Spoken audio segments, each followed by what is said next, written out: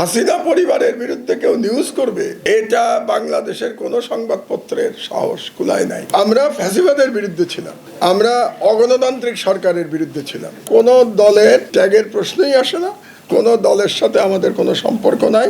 আজকের young generation এটা প্রমাণ করে দিয়েছে যে তারা আমার দেশের এই চিন্তাটাকে ধারণ করে। সরকার থেকে যেটা বলা হয়েছে সেটা without any journalistic check and balance এটা ছাপিয়ে দেওয়া হয়েছে। এটা আমার জীবনের লাস্ট ইনিংস। এই ইনিংস শুধুমাত্র মিডিয়ার প্রতি উৎসর্গীকৃত। বিশ্বব্যাপী মুসলমানদের বিরুদ্ধে যে জুলুম নির্যাতন চলছে সেই সম্পর্কে আমার দেশ সোচ্চার থাকবে। আমার দেশ সর্বদা স্বাধীনতার কথা বলে।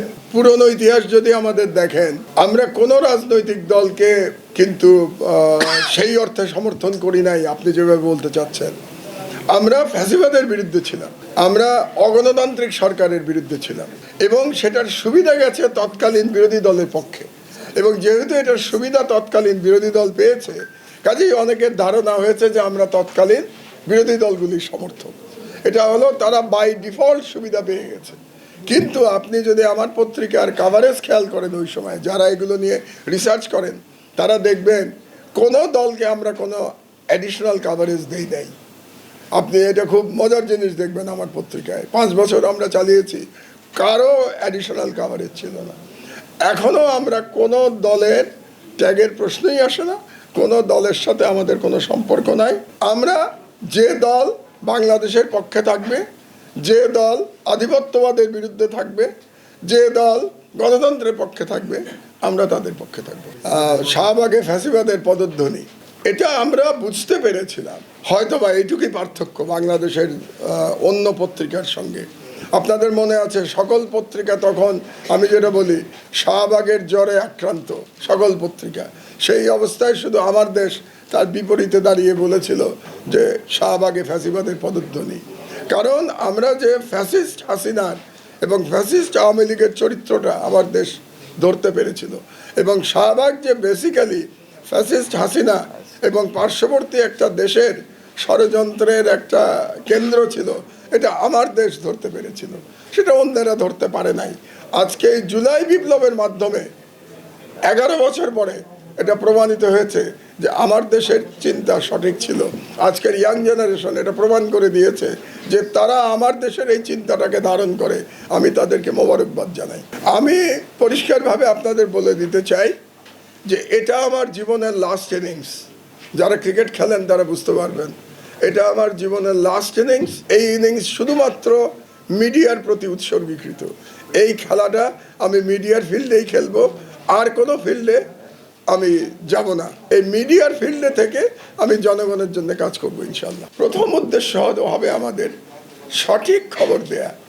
সঠিক খবর সকলের আগে বলবো না, যতদূর সম্ভব আগে সঠিক খবর দেয়া।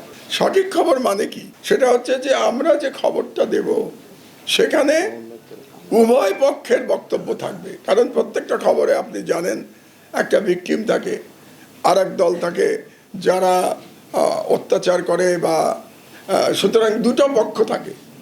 আমার পত্রিকায় দুই পক্ষের কমেন্ট থাকবে, দুই পক্ষের মতামত নিয়ে আমার খবর দেওয়া হবে। বিগত হাসিনার ফ্যাসিবাদী আমলে তথাকথিত ইসলামী জঙ্গি নিয়ে কি ধরনের প্রচারণা চালানো হয়েছে, এবং প্রত্যেকটা প্রচারণা বাংলাদেশের বড় বড় পত্রিকা, আমি কারো নাম নিতে চাই না, আমি একটা পত্রিকার সম্পাদক, বড় বড় পত্রিকায় আমরা দেখেছি এক পক্ষের বক্তব্য ছাপা হয়েছে। কোনো জঙ্গি কাহিনীতে একজনও জীবিত দেখবেন না, সকলকে মেরে ফেলা হয়েছে। যারা ভিকটিম তাদের কোনো বক্তব্য সেই জঙ্গি কাহিনীতে নাই। বড় বড় পত্রিকায় হেডিংও যদি আপনি দেখেন, পুলিশ থেকে যেটা বলা হয়েছে, সরকার থেকে যেটা বলা হয়েছে, সেটা without any journalistic check and balance এটা ছাপিয়ে দেওয়া হয়েছে। এটা একটা পত্রিকার দায়িত্ব হতে পারে না। পত্রিকায় অবশ্যই দুই পক্ষের বক্তব্য মন্তব্য থাকতে হবে। সুতরাং আমি যে সঠিক খবর যেটাকে বলছি, সঠিক খবরের ডেফিনেশন আমার কাছে এই দুই পক্ষের মন্তব্য দিয়ে যে খবর আসবে সেটাই সঠিক খবর। হাসিনা পরিবারের বিরুদ্ধে কেউ নিউজ করবে, এটা বাংলাদেশের কোনো সংবাদপত্রের সাহস কুলায় নাই। এবং আপনি শুনলে অবাক হবেন যে তখন এই নিউজ করার পরে বিরোধী দলের নেতারাও আমাকে বলেছিলেন যে মাহমুদ ভাই, আপনি এত আগেই হাসিনার বিরুদ্ধে লেখা শুরু করলেন। মানে তারাও একটু অবাক হয়ে গেছিল যে এত আগে আমরা হাসিনার পরিবার নিয়ে লিখছি। আমরা অসহায় মানুষের কণ্ঠস্বর হতে চাই। বাংলাদেশের অধিকাংশ মানুষ অসহায়, অধিকাংশ মানুষ ভিকটিম। ক্ষমতাবানদের কাছে তারা ভিকটিম, অসহায়রা ক্ষমতাবানদের কাছে ভিকটিম। আমরা অসহায় মানুষের কণ্ঠস্বর। বাংলাদেশের মিডিয়াতে একটা ইসলামোফোবিয়া আছে, আপনারা অনেকেই হয়তো স্বীকার করতে চাবেন না, কিন্তু আছে।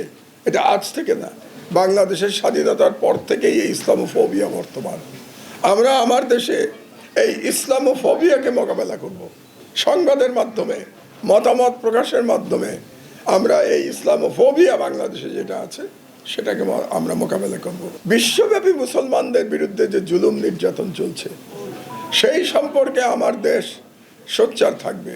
যে গাজাতে যে 14 মাস ধরে যে গণহত্যা চলছে, ইসরায়েলি বাহিনীর গণহত্যা চলছে, সেই গণহত্যার কাহিনী আমাদের দেশের পত্রিকায় নাই বললেই চলে। আমরা এই বিশ্বব্যাপী মুসলমানদের অত্যাচার নির্যাতনের বিরুদ্ধে আমরা নিউজ করব।